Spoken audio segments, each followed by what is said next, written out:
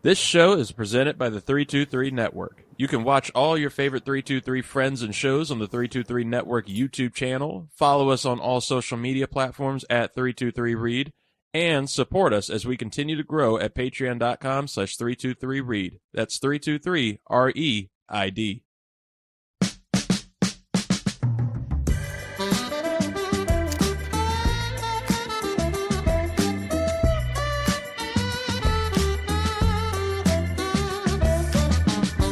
Ladies and gentlemen, welcome to the 323. I am your host, Reed Murphy. I'm really happy for you. I'm gonna let you finish. Who the fuck is that guy? Look at the show. I'm the captain. Welcome to the fucking show. Fuck Scott.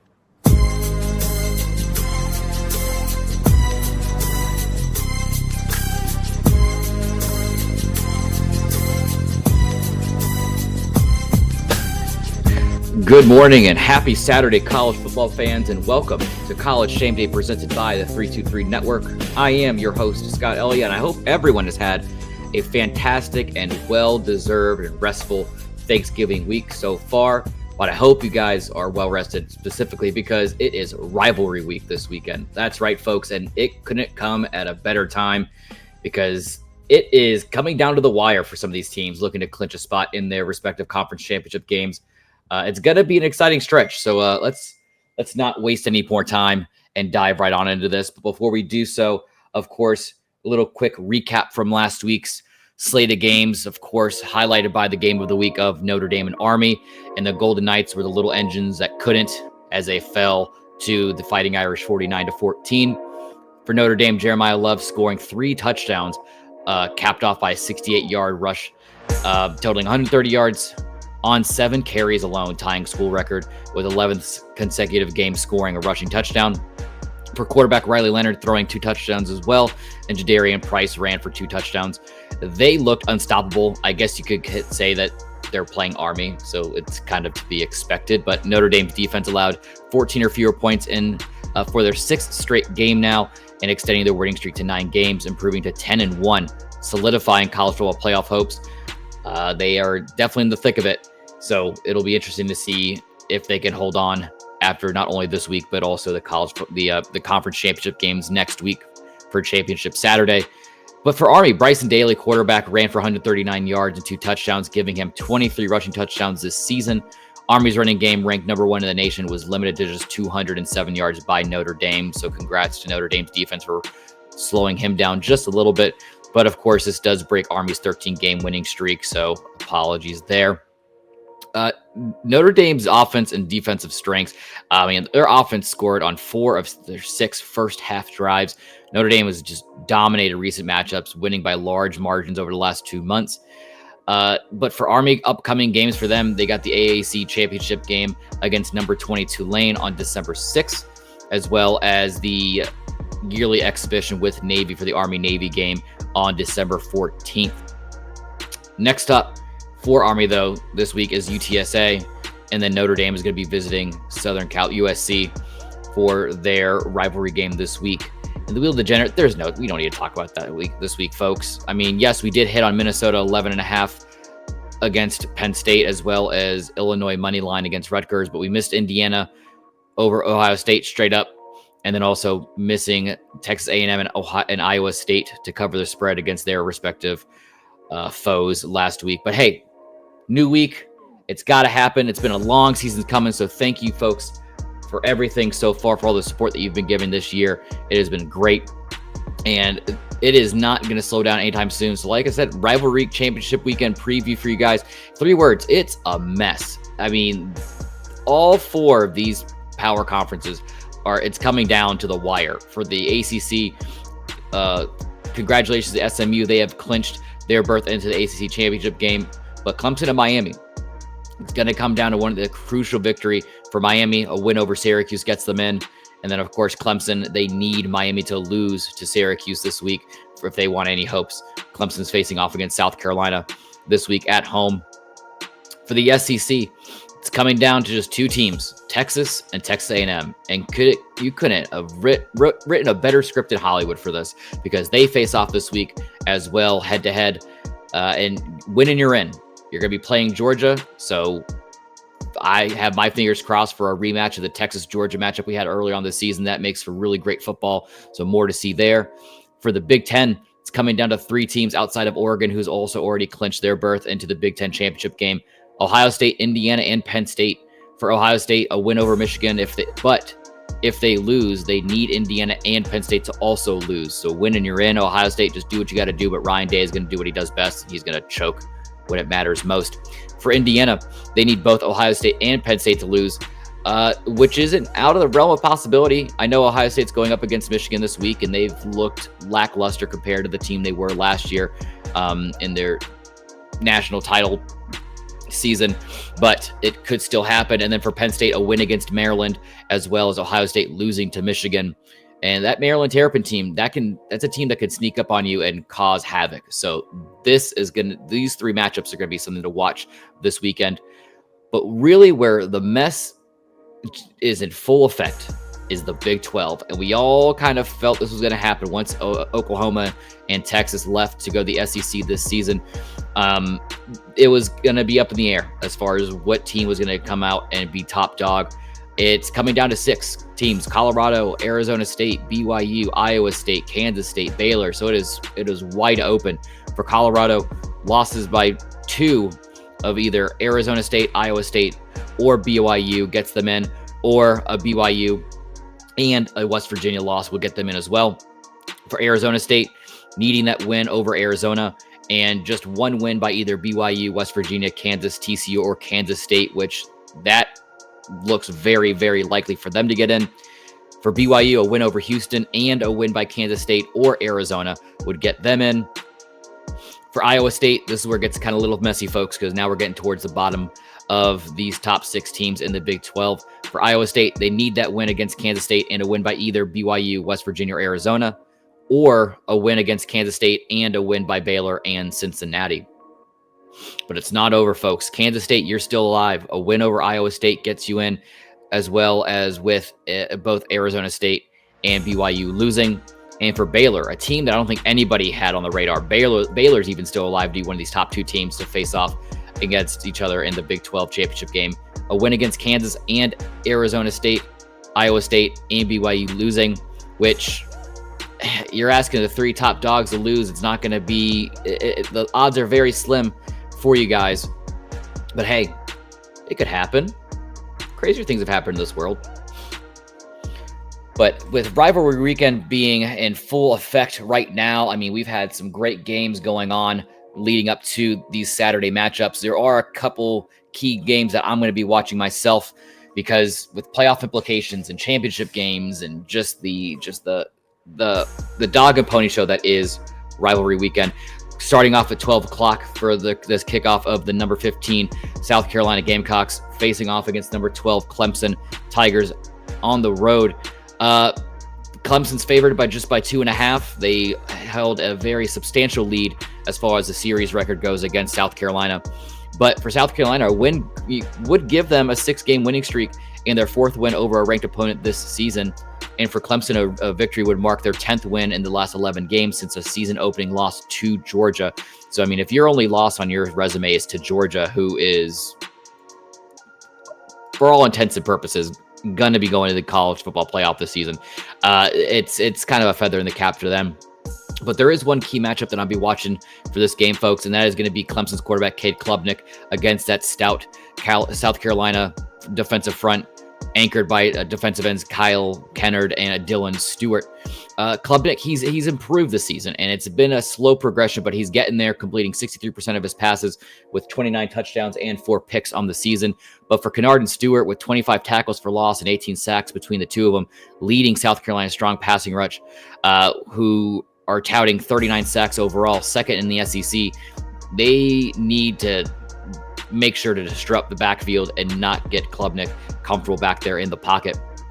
Outside of those 3 gentlemen, a couple key players to watch for South Carolina: quarterback Lenoris Sellers, who has 13 of his 17 touchdowns this season in the last 5 games, including 2 300-yard passing games in the past 2 weeks. But on the other side of the ball for Clemson, linebacker Barrett Carter, who is a Butkus Award finalist, aiming to avenge South Carolina's 31-30 comeback win over Clemson 2 years ago. Really enjoying to see the production and just the talent that he's been bringing onto the field and seeing what he can potentially do at the next level in the NFL coming up. But once that game is all said and done, it is still not over, folks. The Iron Bowl, yes, the Auburn Tigers traveling to number 13 Alabama Crimson Tide at 3:30, following right afterwards. Alabama, they are favored by 11.5, which is no surprise. Auburn looks like hot garbage this year. And of course, Alabama does own them as far as the series goes, 50-37 against Auburn. But I mean, what's truly at stake for both teams? I mean, Alabama clinging on to college football playoff hopes, looking to extend a streak of 16 seasons with double-digit victories and a win, a 5th consecutive Iron Bowl for the Crimson Tide. For Auburn, play spoiler. This is what I'm really hoping for. I hope they can keep this game close and you have some kind of kick 6 scenario happen again in the Iron Bowl. That would be amazing for a 3:30 kickoff game. But they're trying to avoid a 4th straight losing season with hopes of bowl eligibility alive after wins over Louisiana Monroe and number 20 Texas A&M. But one matchup to really keep an eye on for this game is going to be that Auburn's defense against quarterback Jalen Milroe for Alabama. Milroe is a true dual threat quarterback, excelling as a runner with 17 rushing touchdowns this season, but coming off a very poor performance against Oklahoma, 3 interceptions and only 7 rushing yards. Auburn struggled against mobile quarterbacks, so if they can try to contain them and try to duplicate what the Sooners had done to Milroe and company last week there in Norman, I feel like an upset could be looming. Outside of him, a couple other key players to watch in this game for Auburn. Jarquez Hunter, running back, who has totaled just under 1,200 yards rushing and 8 touchdowns this season, including 232 yards and 4 touchdowns in the past 2 games. And then for Alabama on the defensive side of the ball, linebacker Justin Jefferson, expected to replace Deontay Lawson, who is out for the season, as the defensive play caller. On the season so far, 45 tackles, 5 for loss, and 2 sacks as well. He is going to be looking to be playing like a man with his head on fire. So excited to really see that game. But you can't talk about rivalry weekend and the conference title hopes and dreams that we've talked about. This is going to be the game that all eyes are going to be on at 7:30 p.m. Number 3 Texas, number 20 Texas A&M in College Station. Texas is favored by 5.5 points. And another one of these teams that are handedly ahead in the series record, 76-37 over Texas A&M. But winner is going to be securing their spot in the SEC championship game against Georgia this year. Texas has dominated the rivalry, winning the last meeting in 2011 with a last-second field goal. However, Texas A&M looking to bounce back from a 4 overtime loss at Auburn and secure their 3rd win this season over an AP top 10 team. Either way, folks, whoever ends up winning this game, they're going to be going up against Georgia, and that's going to be one exciting game to watch next week on Saturday. Key matchup to really watch in this game is going to be that Texas A&M rushing game against Texas's rushing defense. Texas A&M ranks 17th in rushing with just over 208 yards per game, while Texas ranks 13th in run defense, only allowing just barely 100 yards per game as well. Texas has definitely had its best run defense performance last week, holding Kentucky to just 21 yards rushing on 30 attempts. You can't expect to win if you're only putting up 20 yards on 30 attempts. So hopefully they can replicate that to slow down Texas A&M a little bit. Outside of them, for Texas, tight end Gunnar Helm. What a name. I mean, that is just a quintessential tight end name. Gunnar Helm leads the team in both receptions at 42 and receiving yards at 544. After previously totaling just 19 catches in his first 3 seasons. I mean, this is a mountain of a man, 6'5", 250. He is a mismatch problem for all over the field. I'm very excited to see what we're going to get out of him this week. And then also with tight ends being a hot commodity in the NFL, to see hopefully he can transition well into the NFL in the next stage next season. Fingers crossed for him. And then for Texas A&M, quarterback Marcel Reed had a career-high 297 passing yards and 3 touchdowns in that loss against Auburn last week. But Reed, another one of those dual-threat quarterbacks, has thrown for just over 1,400 yards and rushing for 400 yards and 6 touchdowns on the ground. He's going to be a matchup nightmare as well, so this game is going to look like it'll be one for the ages. But if you're asking me, Scott, you had some great matchups coming on this week on a Saturday. But what game is the game of the week? And folks, I don't think there's any better way to end the season than the way that we started the season. Yes, I know that the team hasn't played to expectations. It has not been the season that anybody has wanted. But Florida State, we're dying with you. We started the season with you guys. We're going to be ending the regular season with you guys as well before we get into the championship weekend.